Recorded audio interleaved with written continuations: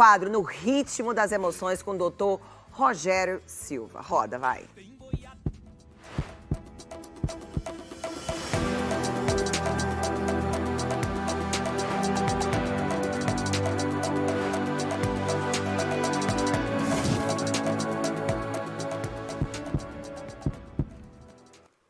Eu tenho uma coisa quando eu escuto coração.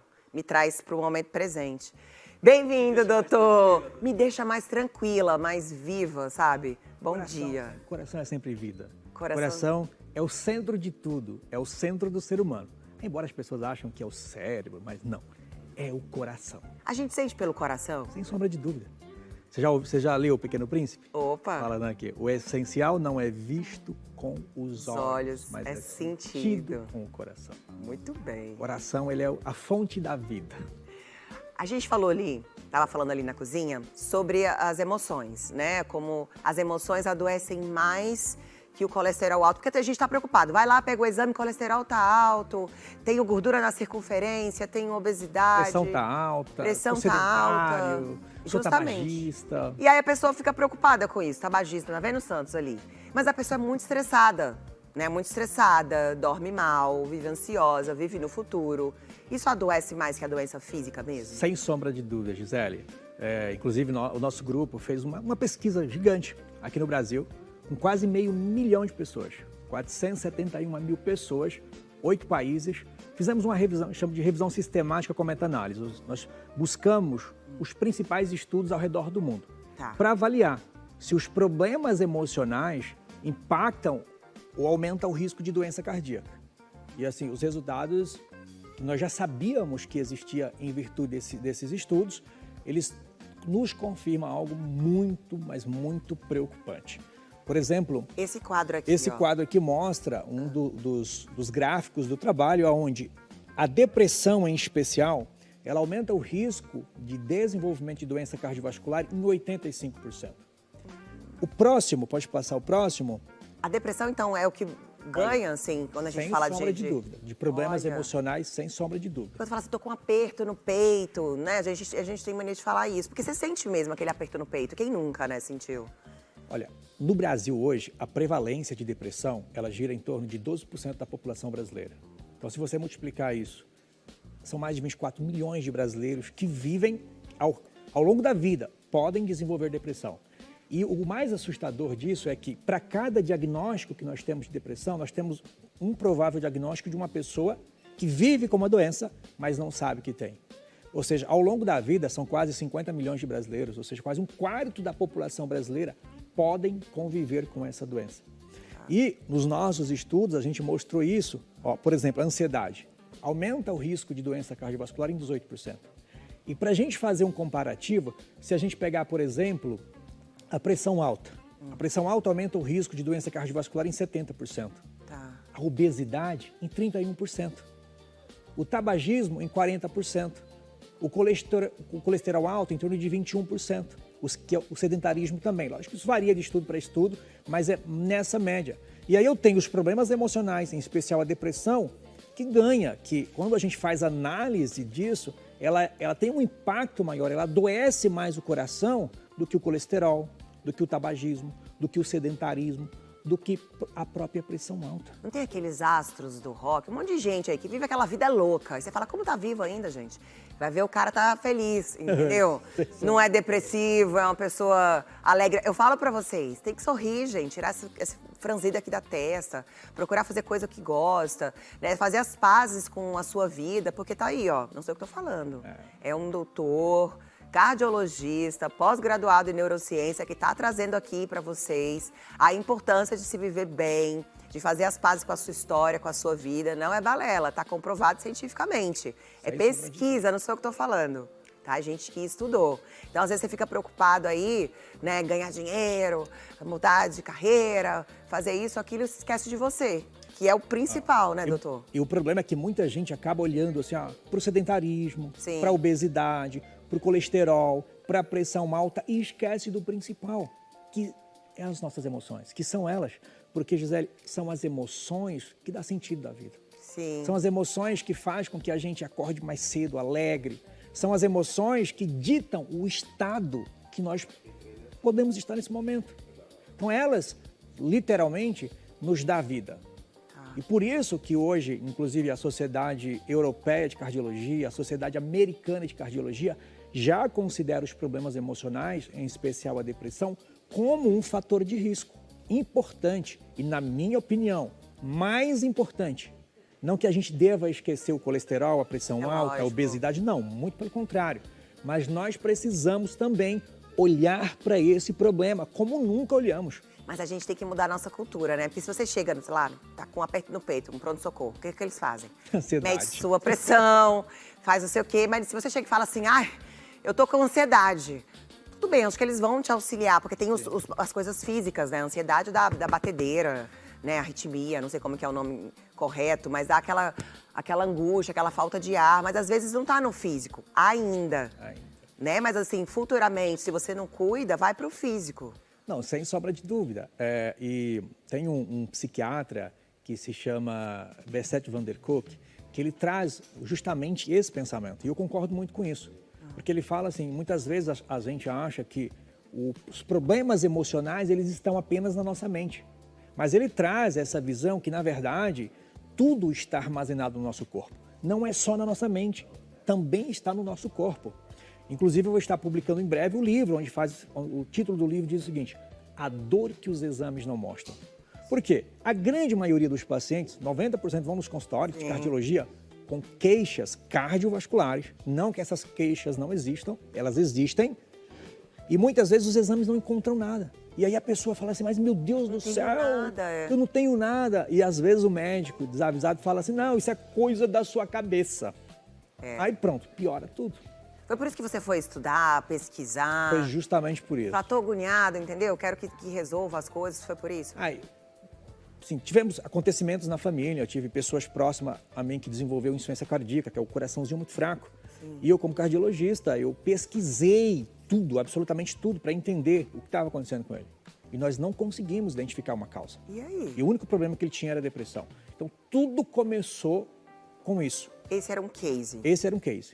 E no meu consultório, 90% dos pacientes vão com essas queixas. E hoje, por exemplo, 95% das causas de pressão alta, nós não sabemos por quê. 25% dos diagnósticos de coração fraco, que é insuficiência cardíaca, nós não sabemos por quê. Então comecei a estudar, a pesquisar, embora nós já tenhamos estudos aí de 20 anos mostrando que as emoções adoecem, que as emoções são importantes, mas em especial os cardiologistas não olham para isso. Eu falei, eu preciso olhar para isso. Como que a gente faz, né? Porque vivendo a vida hoje, de todo mundo, principalmente quem mora em São Paulo não, gente, o mundo inteiro tá assim. A gente tá numa correria, tá todo mundo correndo para algum lugar, tá todo mundo sem tempo. Todo mundo atolado, como que a gente faz? Aí um passa por cima do outro, aí briga. Como que faz para acalmar o coração aí dos brasileiros? Que a gente tá vivendo um momento desafiador, digamos assim. A verdade, assim, as estatísticas, né? Brasil, o país mais ansioso do mundo. Nós detemos o ranking de país mais depressivo da América Latina. O estresse nunca atingiu níveis tão extraordinários. Todo mundo estressado. Mais de 60% da população que trabalha vive com o estresse que impacta. E os médicos são talvez uma das classes mais impactadas. Para você ter uma ideia hoje, Gisele, as mulheres médicas, isso é um estudo do Conselho Federal de Medicina, elas vivem em média 19 anos a menos do que a população geral. Nossa, e por causa do estresse, da sobrecarga, o quê? Por causa da sobrecarga do trabalho, do estilo de vida, da cobrança que a própria profissão traz. E olha para você ver, como essa pergunta sua é muito pertinente, muito interessante, muito importante. Por quê? Olha isso, eu sei o que eu preciso fazer, mas eu não faço. Por quê? Por que eu não faço? O que tem dentro de mim que é mais forte do que a minha própria vida? E como que a gente olha para isso, hein? Com mais cuidado, mais gentileza, mais empatia? Eu acho que tudo começa com a gente perguntando para nós mesmos o que nós vivemos.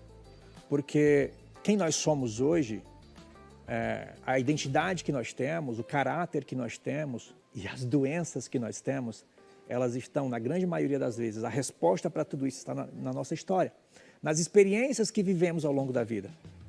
Sabe, tudo que aconteceu lá desde que você nasceu, os traumas que você sofreu, as experiências negativas que você teve. Muitas coisas vêm dos traumas, assim, a gente falou sobre ansiedade, né? depressão aqui no Brasil. E assim, a segurança tá muito complicada aqui, né? Eu tive uma colega minha, recém, que foi assaltada. E ela tá assim, sabe quando a pessoa não tá ali? E é um trauma que ela sofre, né? E ela vai, tipo assim, quando ela pensa, ninguém vai se preocupar com... Ah, isso vai passar, daqui a pouco você esquece. E não esquece, tá, gente? Vai pro corpo, né? Fica no corpo. O corpo armazena tudo. É. E isso é um detalhe, inclusive, uma preocupação que eu tenho em encaminhar os meus pacientes para o terapeuta, porque muitas vezes o terapeuta hoje, ele só trata a mente. Ele esquece de tratar o corpo do paciente. Existe uma pesquisas mostrando que os melhores benefícios do tratamento da depressão, da ansiedade, do transtorno de estresse pós-traumático e de outros problemas emocionais está justamente quando a gente trata a mente e o corpo. Ou seja, um tipo de terapia que nós chamamos de tap-down e bottom-up. Gostei dessa terapia, ela através do corpo. Eu achava que eu era assim. Porque as pessoas me explicam, falam, mas eu preciso sentir no corpo que a pessoa está falando. Tem gente que não é assim, é só da mente, ou não, isso é para todo mundo? Não. O ideal é a combinação do tap-down e do bottom-up, ou seja, uma terapia que envolva mente e corpo. A gente chama de baixo para cima. Como que é essa terapia? De cima para baixo. A terapia da mente é a terapia clássica, como a terapia cognitiva comportamental, a terapia psicanálise. Já a terapia do corpo envolve mais a terapia somática. Por exemplo, a yoga é um tipo de terapia somática. Olha! Sim, e os estudos mostram que a combinação dessas duas são extraordinárias. Não sabia, tá vendo? Yoga é mente, tá vendo? Não sabia. Yoga é mente e corpo. Gostei de ver. Tem mais dicas, assim, além da terapia com o corpo, o que a gente pode fazer? Porque mudar, a gente não vai mudar a realidade. Aceita ela, vai tomar um café com a tua realidade. Precisamos literalmente abraçar o que nós vivemos, reconhecer o que nós vivemos, olharmos para a nossa própria história, mas a gente precisa buscar autoconhecimento, Gisele. Porque sem autoconhecimento, sem autodesenvolvimento, a gente não consegue, às vezes, nem perceber o que nós sentimos. E muita gente vive hoje, não sabe o que sente. Ela não consegue perceber os seus próprios sentimentos. Você orienta quando vai alguém, a pessoa fala, não, doutor, eu tô bem, não tenho nada. E você tá vendo que a pessoa tá ansiosa, ela não consegue ficar no momento presente, a gente não consegue nem respirar, relaxar. Isso é muito Como que você faz para orientar, para entrar na mente da pessoa? A gente precisa primeiro criar um rapport, né? Criar uma conexão com essa pessoa para fazer com que ela entenda isso. Com que ela aceite, né? Com que Já ela tentei fazer o Santos entender que tabagismo faz mal, ó, ele não entende. Então, ó, convida ele lá. Eu desenvolvi um treinamento que eu chamo de alfabetização emocional. Olha que nome bom, alfabetização emocional. E como que funciona? Se chama, um treinamento chama TM Fire, que é treinamento Fire, onde a gente aplica o autoconhecimento, onde a gente orienta, onde ensina as pessoas a desenvolverem, a gerenciarem as suas emoções. Em um dia inteiro de treinamento, eu e uma equipe com psicólogo, com terapeutas, a gente leva esse conhecimento para as pessoas porque eu entendi que é importante olhar para isso. E precisamos. É uma dinâmica. Gostei. Passar um dia inteiro aí se conhecendo. Tem gente que não vai conseguir, né? Que não sabe nem quem sou eu. Doutor Rogério Silva, no ritmo das emoções de hoje, vem aqui do meu ladinho. Rede social do doutor, por gentileza, para vocês acompanharem o trabalho desse cardiologista. O cardiologista das emoções. Das emoções, hein, gente? Aí. Mas é bom que você tem os dois ali, né? O que você costuma postar, doutor? Você é super assíduo nas redes. Eu falo muito sobre o impacto das emoções nas doenças cardiovasculares. Nos relacionamentos, na identidade, no trabalho. Porque, como eu falei, as emoções são literalmente o centro de tudo. No próximo quadro, a gente podia falar como que a gente sente. Tipo um trauma. Como que ele é sentido no corpo? Né? Um pé na bunda, mais popular. Como você sente ele no corpo, né? Esses traumas que a gente... Isso é muito interessante, Gisele, porque muita gente acha que trauma é só o cara que foi pra guerra, é só o cara que sofreu um acidente, mas não. As pequenas coisas que acontecem no dia a dia, de forma repetitiva, gera trauma na gente. Sim. Sem sombra de dúvida. Tudo que fica ali repetindo, né? Coisas ruins, batendo.